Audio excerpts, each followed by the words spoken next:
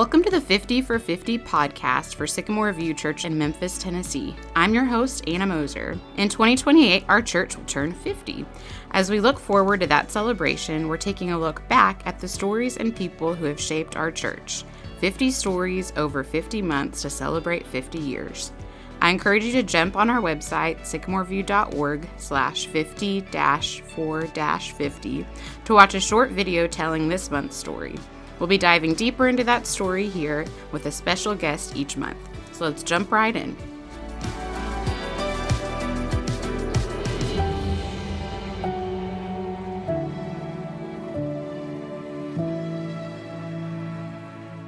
So the month is February, and this month we are looking back at one of our first position papers that came out in 2007, and this one was on divorce and remarriage. So I have with us today Megan Louderback. Hi, Megan. Hi. Megan's also in the video, so I encourage everybody to go online and watch the video along with this podcast. But Megan, I just want you to start by introducing yourself. Sure. Tell us how long you've been at Sycamore View and what brought you here. Sure. So I give all my names. So my name is Megan Epperson Louderback. I kept Epperson because my daughter did not want me to have a different name of hers. Thus is a issue of divorce, right? But in 2014, I went through a divorce in the fall of that year, and in January of 2015, my kids and I landed here at Sycamore View. My parents had been worshiping here unofficially, and my brother was here with his wife and their teenage son at the time, I believe. And my brother sings on the praise team, and my other brother and his wife were hiding out in the back with their kids as well, who were involved in the youth group a little bit here and there.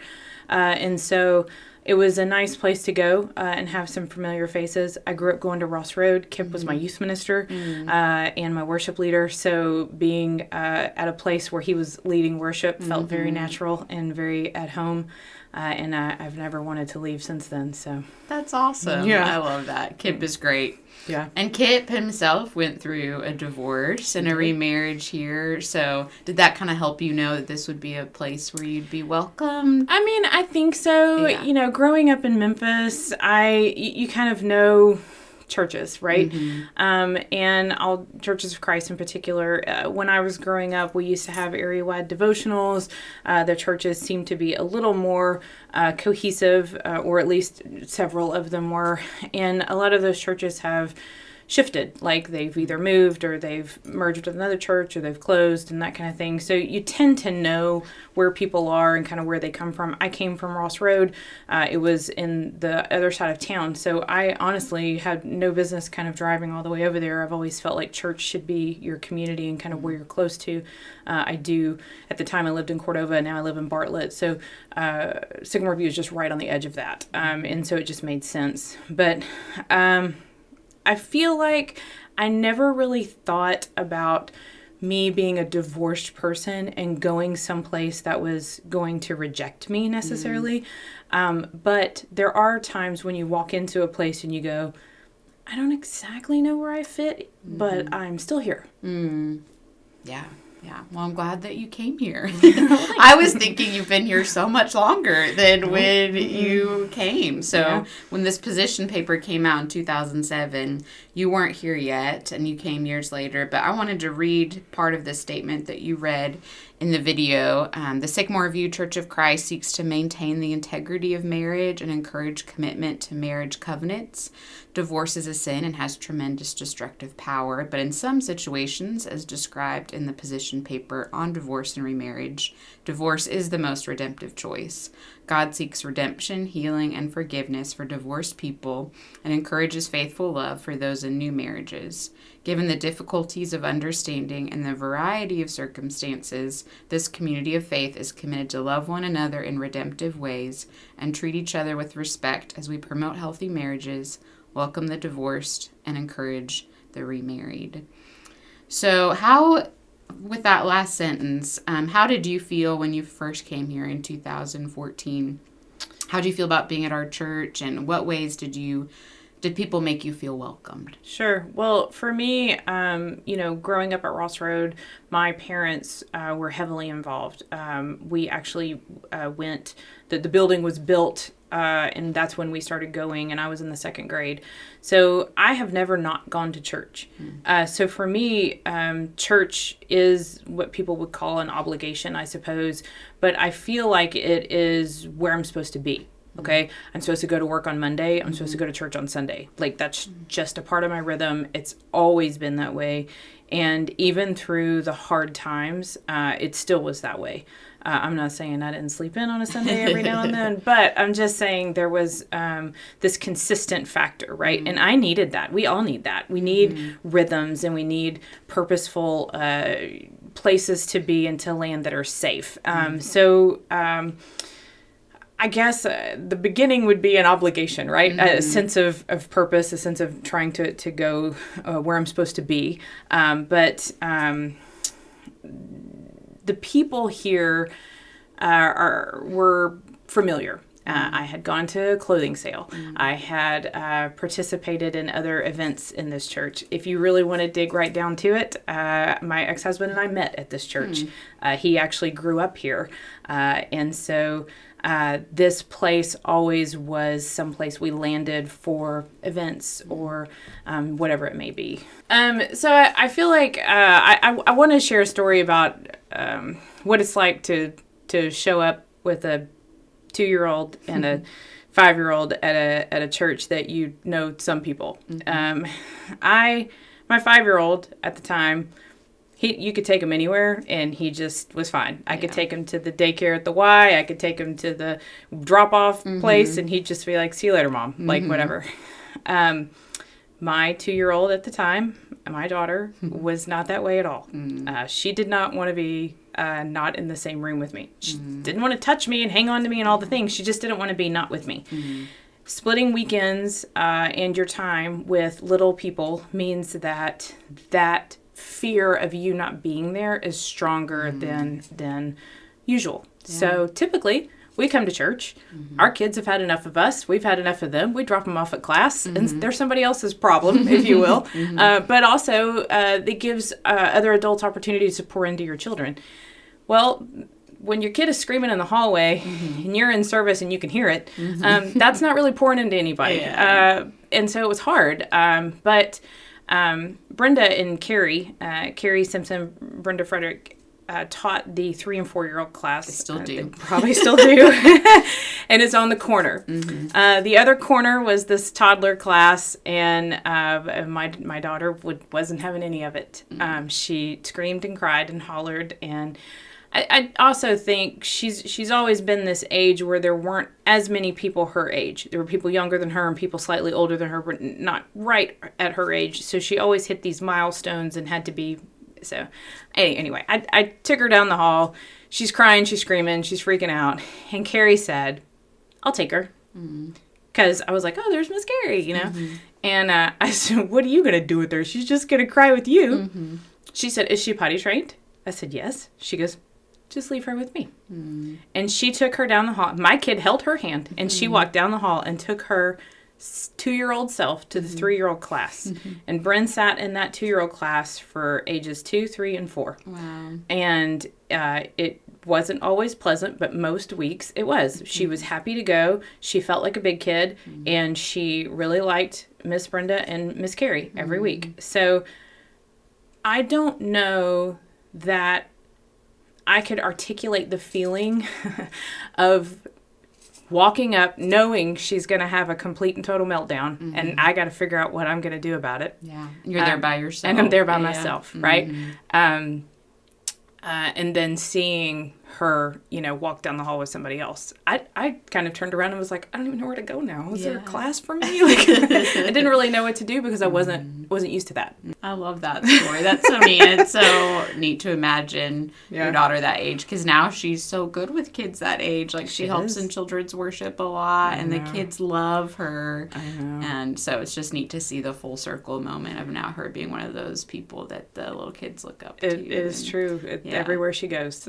So so it's a blessing. And I attribute that to being here. I mean, awesome. I know that laying a foundation for your kids in church is strong and critical, but being in a place where they will go and say, it's okay that your 2-year-old's in the 3-year-old class, you know, because that wasn't the case other places we visited. You know, they were kind of like, no, this is where she has to be. And, you know. So how did you eventually find your place here at Sycamore View? So for me, I didn't really elaborate much on this in the video because I didn't want to get into too many details. But I was very specific in choosing the days of the week that my children were going to be with me.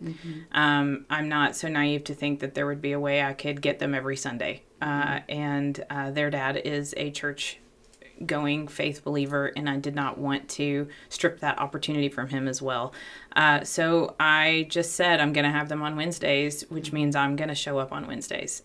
It didn't matter if Wednesday night was at 6:30 or 7 or 5:30 or 4 or whatever, I was going to show up.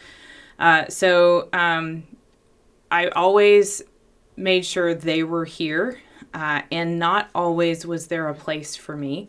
And then a few times there was a ladies' class. I think Casey taught it for most of the time. And it really wasn't necessarily a class like, you know, sometimes it was just a safe place to go. It was just we're just going to talk and pray and go through some things. And there were many nights that I was in there and, you know, I just sat there and cried through most of it. And I'll try not to cry now.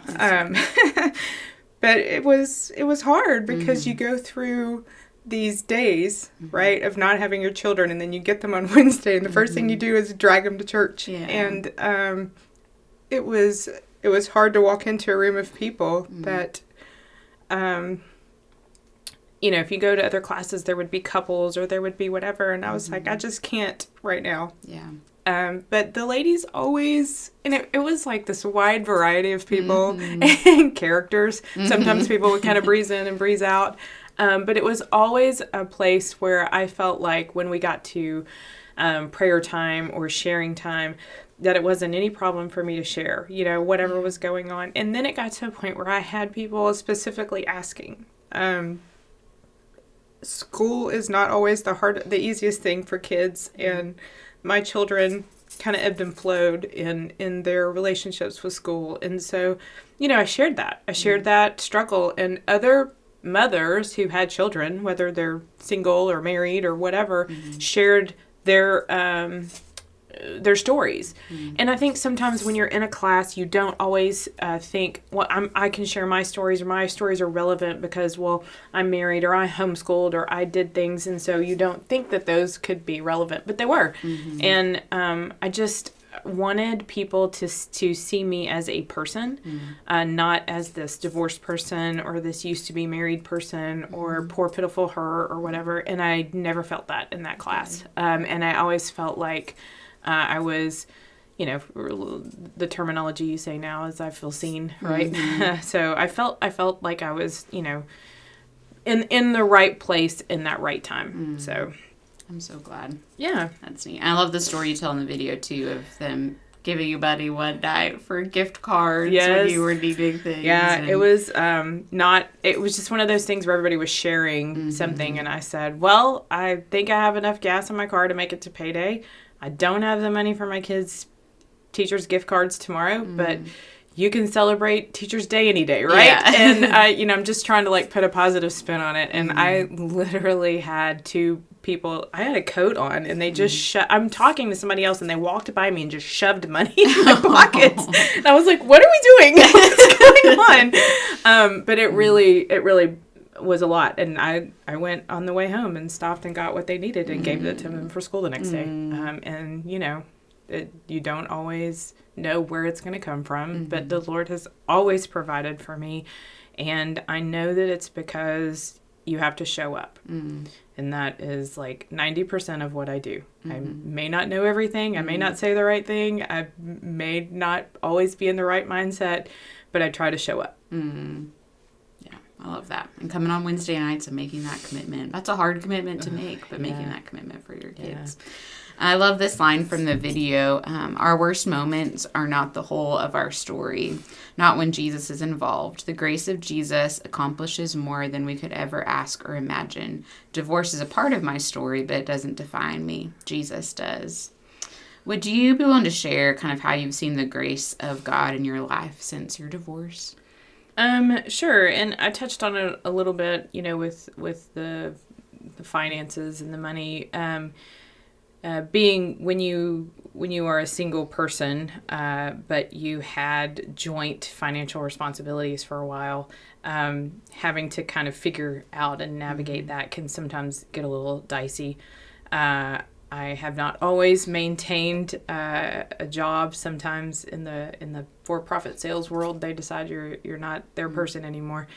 But God has always provided for me and has always. I've never gone into some type of, I've never lost my house. We've never gone without food, like all of the things. And a lot of that is from just casual conversations or generosities from people at church, and my family. I mean, I won't negate that as well. I mean, if my brother wants to go out to dinner and I'm like, I can't afford that, he will gladly, he's the balloon guy. He always has money. You've seen that guy's wallet?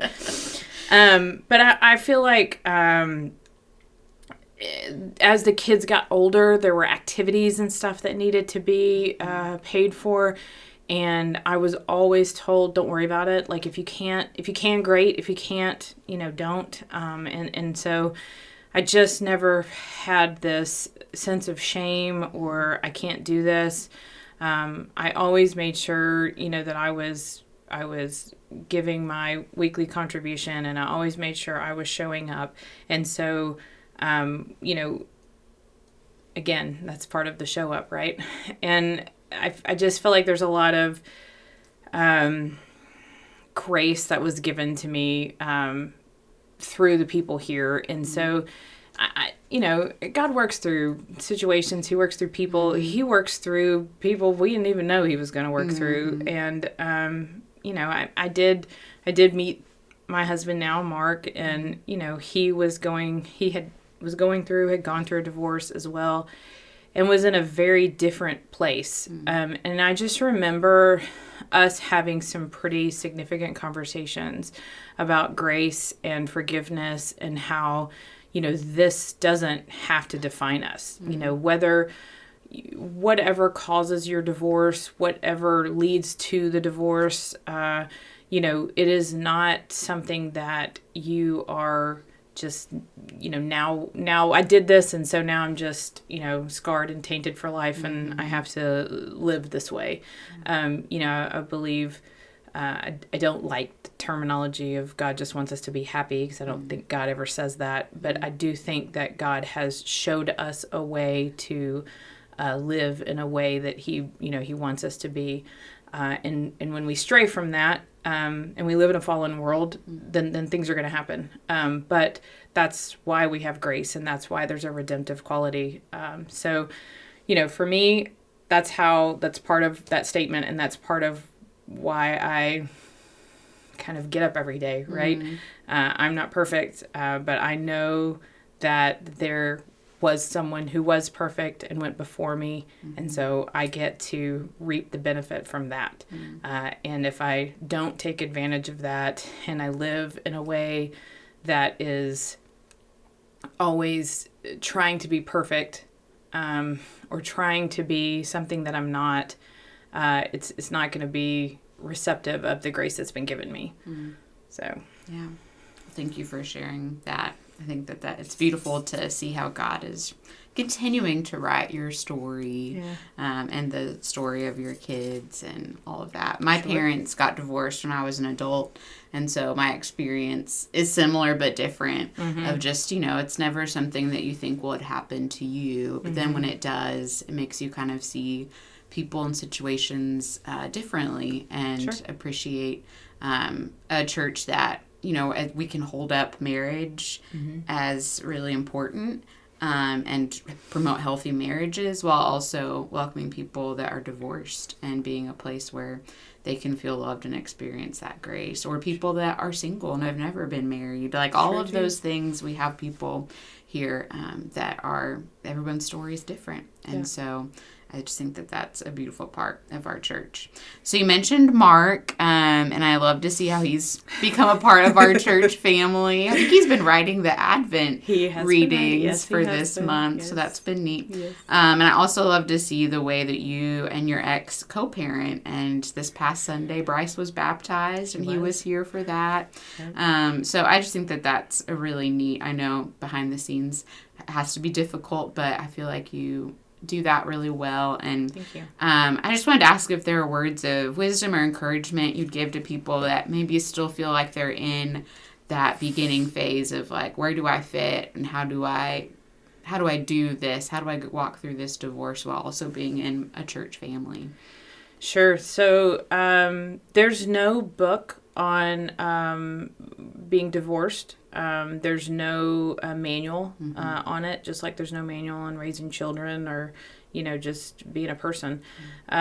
So, I would say, for me, my experience was this.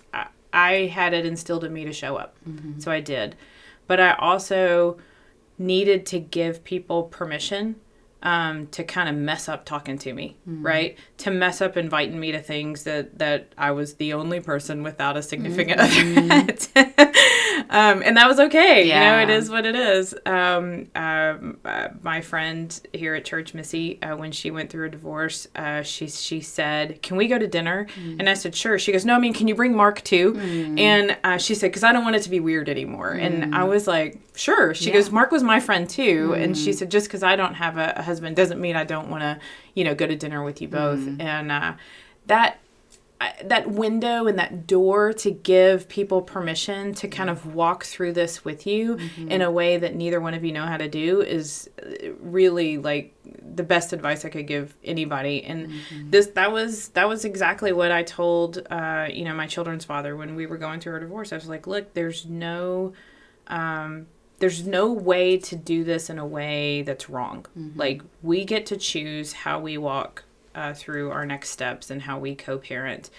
And there was some, I mentioned in the video that at the time, Willie Holcomb was a elder here, and he used to teach the state required classes that you have to take in order to, it's a parenting class. I mean, even if you have a kid out of wedlock and you have a parenting agreement because you're not together anymore, the state requires that you have to go through this class. So Lonnie and I decided to take it together, and under Willie, we both knew Willie, we both respected Willie, and he gave us some really good just things to talk about, to think about, and it was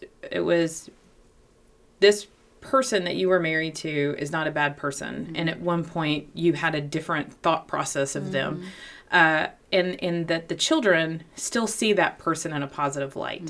And so for you to bring in your negativity to their view of your your former significant other is not okay.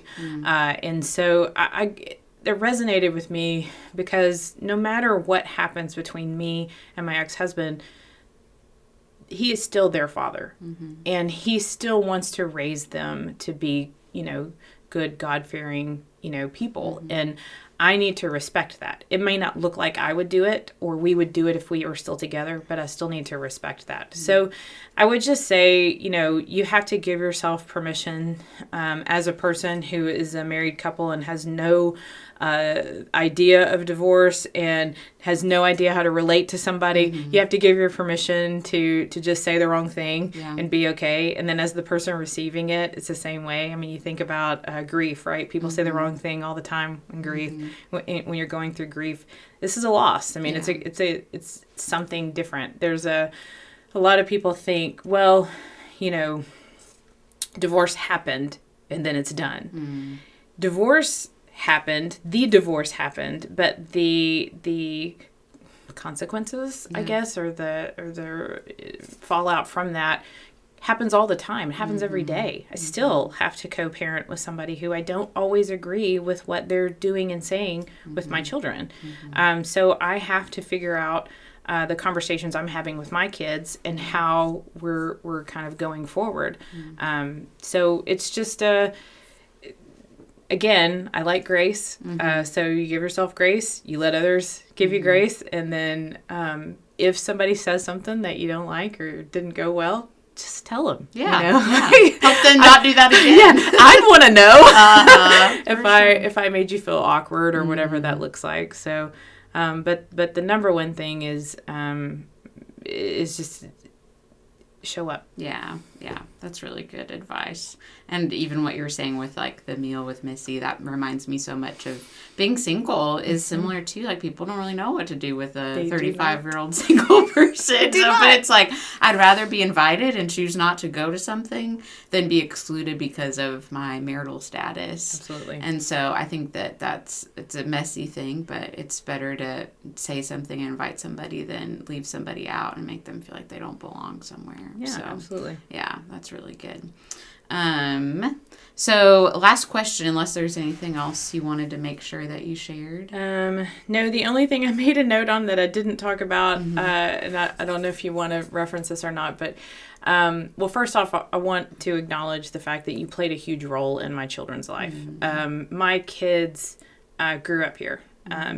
You just started, really. 2016 you came? That's when I came. And so a year into my kids being here and involved, you were here and you took a hand in that. And so I thank you for that because I'm not always the best person to deal with. And so I know that my kids sometimes can be fun. Everyone's kids are like that. But they think a lot of you. They always have. And I know that influence and carries along. With that comes camp, right? Camp is this big fun thing. And the first year that my son went to camp, there were some things that we didn't want, We'll just not go into that. And so it would have been better if one of us as adults could have gone, as his parents could have gone, just to kind of be there. And I couldn't do it. So his dad was in a position that he could. And the church and you guys, y'all were like, yeah, that sounds great. And so he offered his services to help, I think, did the pictures that year. Yeah. And everybody there just treated him like he belonged. And I know that partially is me taking the lead, right? Me saying, hey, it's okay for him to be here, right? But it's also that everyone here said, oh, okay, that makes a lot of sense. In divorce, a lot of times people feel like they have to choose sides. And it's not about choosing sides. You can love people through things, and you can love people even if they are not together anymore. And I just respected the fact that people in this church still wanted him to be a part of camp and the experience and all that kind of stuff. Now, that was 1 year that that's all he wanted to do. I'm done now. After that, the camp experience was done for him. But it meant a lot to my son too. To have him there. So that's neat. Yeah. Well, it's so like one of my favorite parts about being at a church for so long is to see them grow up and to see them thriving so much in the youth group right now with Tyler and Annika.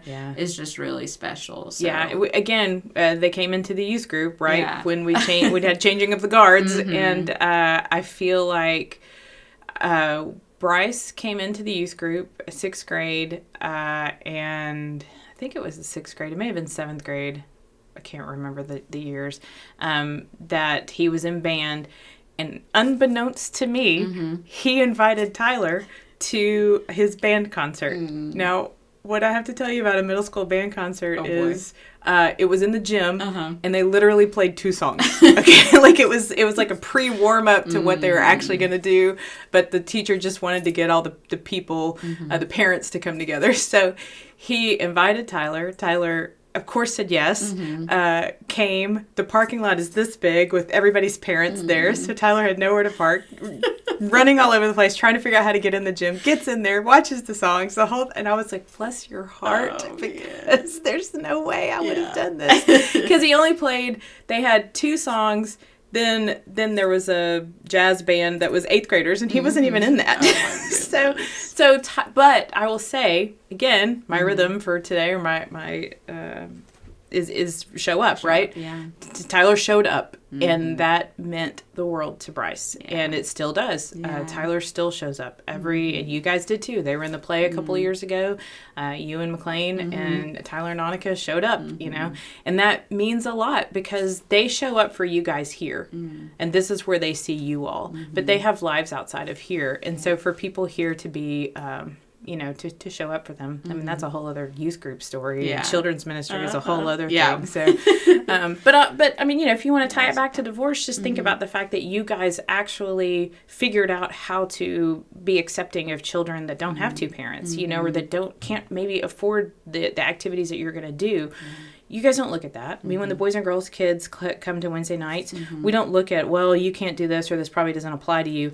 We just treat them like, we read them the Bible. We share stories with them. We share Jesus because Jesus is for everybody. So Yeah. Oh, very true.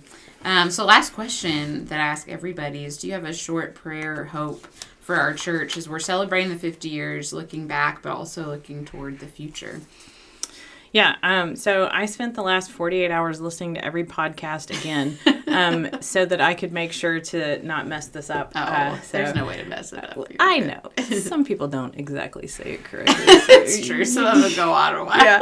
And I was like, all right, Megan, think of a good line. Think of something that's going to encompass kind of what we talked about and kind of what the premise is for Sycamore View. So my prayer is that Sycamore View remains a safe place for families, people, children to land as they navigate roads unplanned through divorce, single parenting, and even in through remarriages, and that they continue to show up and show God's love, grace, and forgiveness in all situations. I love that. Well, thank you so much for doing this. I know that of all the stories we've done, this is definitely the most vulnerable and personal one that we've done, and so I just appreciate you for showing up and being real. I know that we can always count on you to be real with your story, and that is a huge blessing to other people because you never know who's walking that same journey and needs to hear from you and your experiences. So thank you for sharing that with us today. Thanks for having me. We'll be back next month in March to talk about COVID as we hit 5 years post-pandemic and the things we learned and the way that our church grew during that time. So we'll see you then.